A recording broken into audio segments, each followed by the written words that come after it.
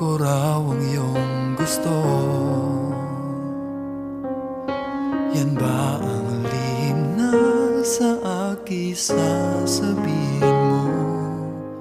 Hindi ako iiwas, di lalayo sa'yo.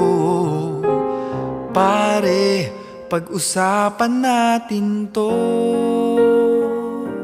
Wala namang mababago sa pagtingin ko sa iyo, pero kaibigan lang ang pwede kong ialay sa iyo. At kung higit pa ron, pasensya na di